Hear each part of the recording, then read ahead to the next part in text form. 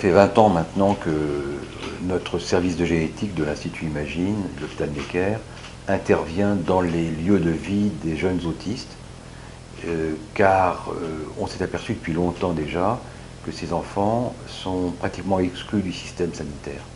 Ils n'ont pas accès au progrès des sciences. Par conséquent, on a trouvé opportun, et comme de notre devoir, de nous déplacer vers eux plutôt que de leur imposer de venir vers nous. Ça, c'est la conséquence en réalité d'un changement de mentalité. On ne va plus nécessairement chez le médecin, c'est le médecin qui vient vers les enfants, surtout quand il est si difficile pour des jeunes autistes d'attendre dans des consultations hospitalières qu'ils ne connaissent pas, c'est extraordinairement anxiogène pour eux. En plus, l'attente est longue, dans des lieux pas forcément hospitaliers. Ils sont hospitaliers mais inhospitaliers. Et par conséquent, on s'est donné pour objectif d'intervenir sur le lieu de vie habituel des enfants. Donc 20 ans après, j'ai souhaité faire le point de 20 années d'intervention sur site.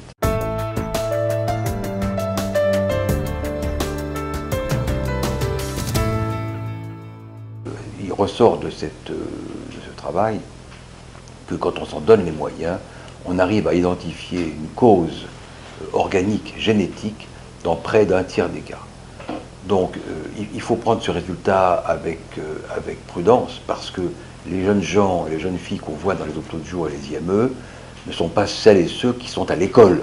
Ce sont des cas particulièrement graves. S'ils étaient moins graves, ils seraient scolarisés.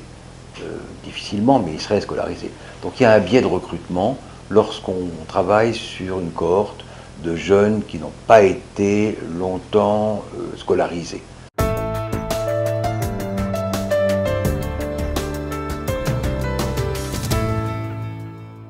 On ne trouve que un tiers d'anomalies génétiques.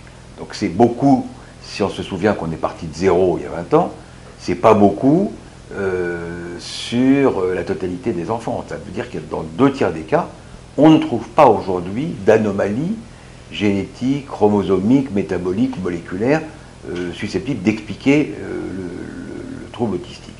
Ça veut dire qu'il y a de la place pour des scénarios explicatifs alternatifs, que ce soit des maladies génétiques qu'on n'arrive pas à dépister, parce qu'on ne scrute pas la totalité du génome, on ne scrute que les régions exprimées du génome. On ne voit pas tout ce qui se passe, tout ce qui est immergé dans les régions les plus profondes du génome. Et puis, autre élément très important, c'est le facteur d'environnement. Qu'est-ce qui peut se passer dans l'environnement des gènes, que ce soit la chromatine, le manchon qui entoure les gènes, ce qu'on appelle l'épigénétique, et ce qui peut se passer dans le reste des facteurs d'environnement.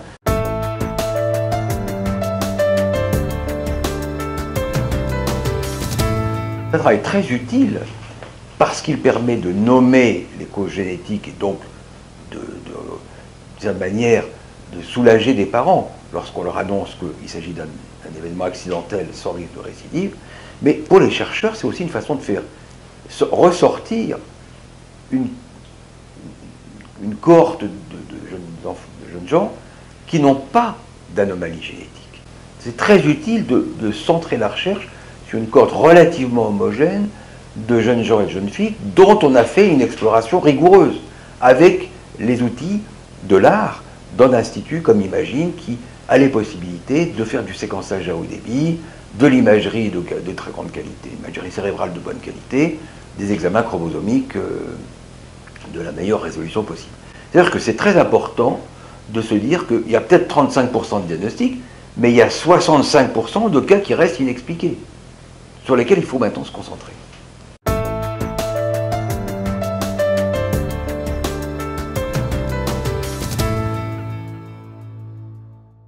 Il s'agit d'un gène aussi déterminant que le gène de la mucoviscidose ou de la myopathie. Donc il ne s'agit pas d'une combinatoire de gènes, il s'agit d'un événement chromosomique ou d'une mutation génique qui suffit à elle seule à déclencher la maladie. Alors qu'est-ce que ça peut changer dans la vie des couples ?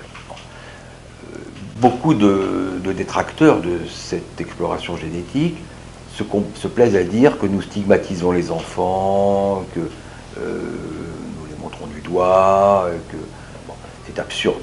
Moi je peux vous dire d'expérience, après 20 années de pratique, que nommer la maladie, donner un nom, un gène, une explication à des familles, c'est pas du tout une stigmatisation, c'est une délivrance. c'est vraiment un soulagement pour eux à plus d'un titre. D'abord parce que ça leur permet de se représenter ce qui s'est passé de manière différente, non culpabilisante. On n'est pas responsable d'une mutation ou d'une anomalie chromosomique. Donc, de cette manière, c'est une délivrance de s'affranchir de toute la culpabilité autour de ces enfants. Et puis aussi, quand c'est un premier enfant qui est malade et qui est autiste, beaucoup de parents abandonnent le projet d'avoir d'autres enfants. Quand nous pouvons leur dire, écoutez, voilà, c'est un coup très dur, mais c'est un accident, on en a la preuve, il n'y a pas de risque de récidive, vous n'êtes ni porteuse ni porteur de l'événement, ça ne se reproduira pas, vous n'avez pas de raison de vous interdire d'autres enfants, alors là, vraiment, c'est une délivrance, c'est un magnifique cadeau que nous pouvons leur faire. Et puis, quand on trouve des anomalies génétiques héréditaires, il arrive qu'on trouve des femmes conductrices d'autisme liées au chromosome X, ou c'est les garçons qui sont malades, ou quand on s'aperçoit que les deux parents sont porteurs d'un gène porteurs sains d'un gène qui cause l'autisme, ben ça aussi, c'est une information extrêmement précieuse parce que cela ouvre la possibilité, le droit à un diagnostic prénatal ou préimplantatoire.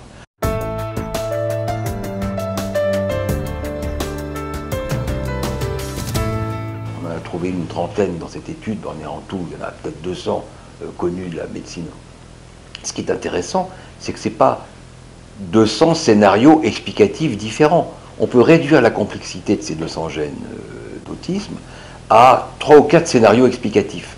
Donc l'espoir, qui est celui de nous autres, médecins et chercheurs, c'est qu'on puisse s'adresser à des mécanismes communs et riposter par des réponses communes à des scénarios explicatifs qui sont tous différents mais qui concourent à un même effet.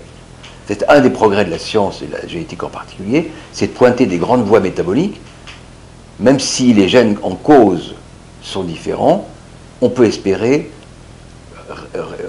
guérir ou améliorer les choses par une méthode commune à des scénarios génétiques différents mais qui partagent une même anomalie, une même voie, une même voie de signalisation ou de différenciation.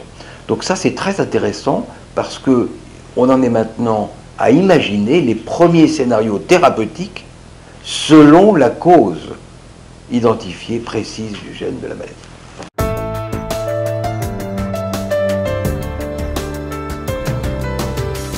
Voilà une génération, si ce n'est pas deux, que psychiatres et généticiens sont des ennemis héréditaires. Ça fait un tort considérable aux familles. Les familles n'en veulent plus de ces luttes idéologiques, ces combats homériques entre les tenants des théories psychiques ou psychanalytiques et ces tenants des théories organiques. Je pense que la vérité, c'est que les deux sont impliqués dans la psychopathologie de l'autisme.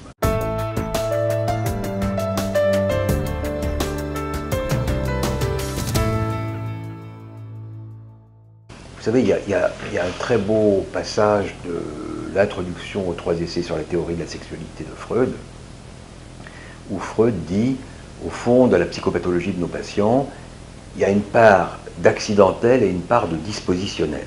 Qu'est-ce qu'il veut dire par là?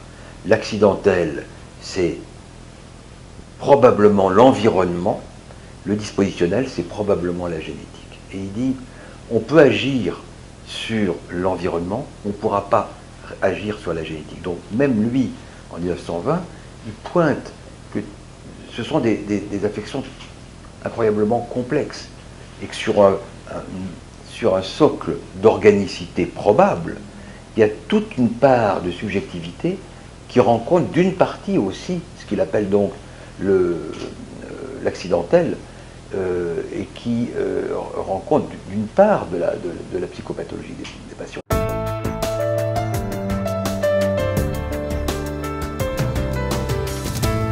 Quand on annonce un diagnostic à une famille ou même à un enfant qui est présent au moment de l'annonce, ben ça change les choses. L'enfant autiste, il est là, il écoute, il comprend, et il se comporte différemment.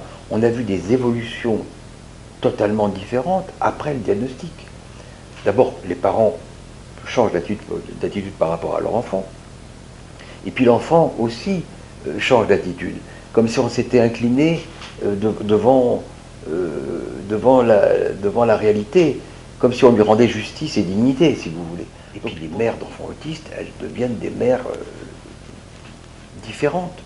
C'est une épreuve terrible pour des mères que d'être en présence d'un enfant autiste. Donc on comprend que leur attitude change.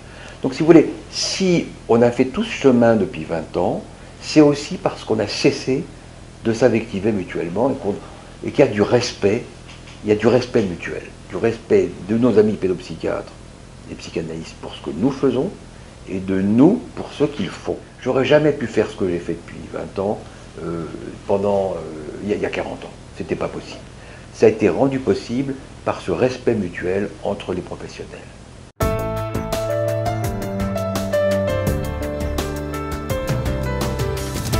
Quand on fait du diagnostic précocement, on va chercher l'enfant dans son isolement très tôt, on va l'arracher à son isolement par toutes sortes de méthodes éducatives, rééducatives, et c'est le mérite des plans autisme successifs d'arriver à repérer vite, pour prendre en charge vite, stimuler rapidement et sortir l'enfant de son isolement.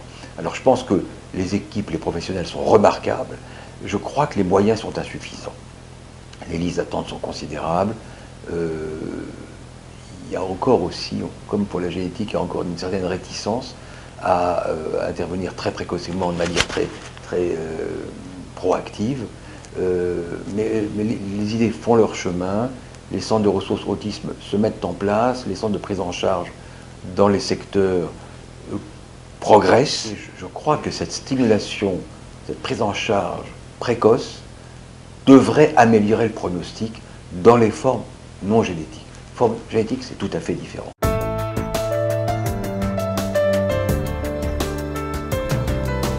Donc je dirais que le bénéfice, c'est d'abandonner les scénarios culpabilisants, d'ouvrir la porte à un conseil génétique éclairé pour les couples et pour les fratries, les frères et sœurs.